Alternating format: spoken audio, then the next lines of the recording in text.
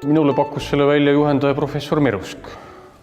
Ja kuigi ma olin nagu paljud tolleaegsed tudengid juba ammu esimesest kursusest tööl, mina siis Eesti Migratsiooniametis võitlesin illegaalse sisserändega. Tahtsin ma ikkagi näha seespoolt, mis siin majas toimub. Miks just meie kursus, see kõige esimene oli, seda mina ei teagi, ju me siis olime nii andekad ja toredad. Vaist ütles, et ju siin äge saab olema ja pettuda ei tulnud.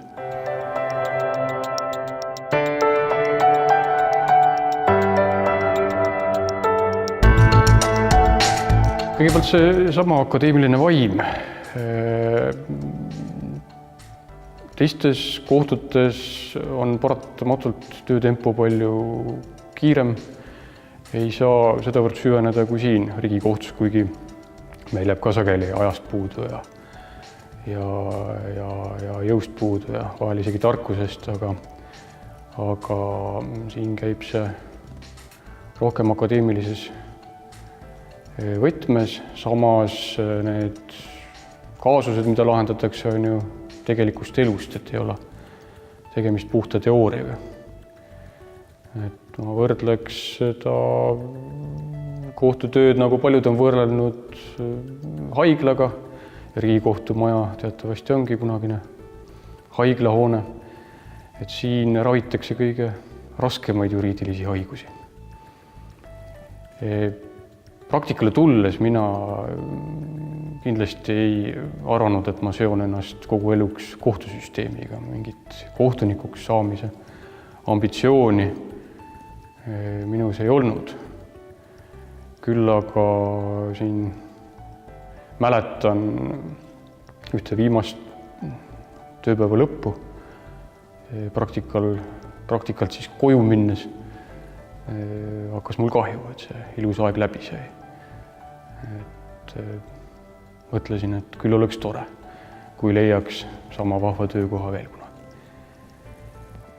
Siis läks umbes aasta, kui halduskolleegiumi esimees Tõnu Anton mulle helistas ja kutsus mind konsultandiks.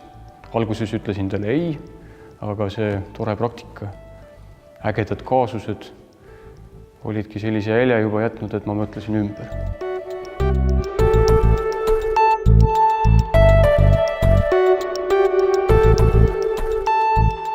Ma usun, see praktika on muutunud veelgi pingemaks, kui ta tollal oli. Kuna me olime esimene lend, kes praktikal käis, võib-olla kardeti meid siin majas veidi, ei lastud kõigi arutelude juurde. Täna Riigikohus näitab ennast seespoolt tudengitele väga julgelt.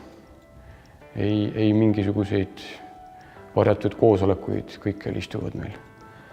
Praktikandid juures on teretulnud pidudele, mida siin majas ka vahel peetakse ja kui varem on olnud praktika jõulude ajal, siis näiteks Riigikohtu traditsioonilisel jõulupeol on alati tudengid oodatud ja saab te näha ka riigikohtuniku hingeelu sellises mitteformaalses atmosfääris.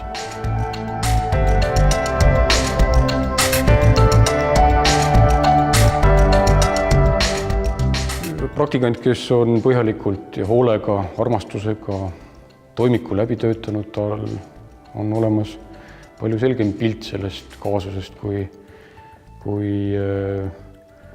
kohtunikel, kellele ta seda nõupidamisel peab ette kandma.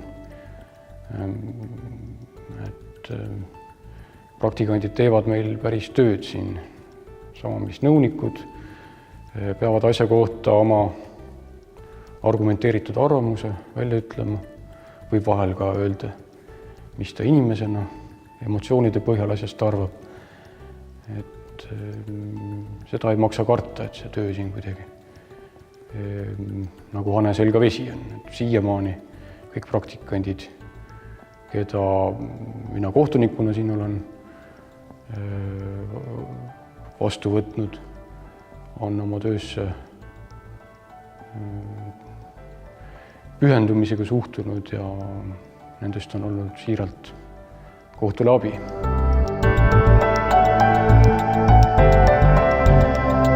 Eks ta annab haruldase võimaluse heita pilk musta kasti. Musta kasti all ma pean silmas nõupidamistuba, kus tavaliselt muul viisil info välja kanduda ei tohi.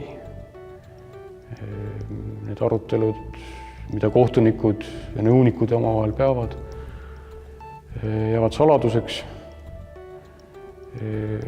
Praktika on see võimalus, kuidas seda asja siiski kõrvalt näha, saada pilt ette, kuidas masinavärk toimib, kuidas siis advokaatide ja prokuröride avaldusi siin majas lahendatakse.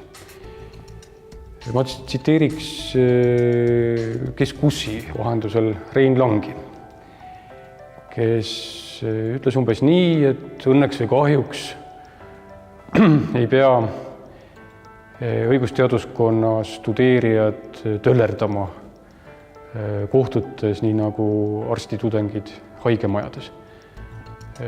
Ma ise arvan, et igale juristi hakatisele tuleb kasuks põgus pilk sellesse, kuidas kohus seestpoolt välja näeb ja kuidas ta töötab. Isegi kui tudengist ei saa tulevikus kohtunikku ja kohtujuristi.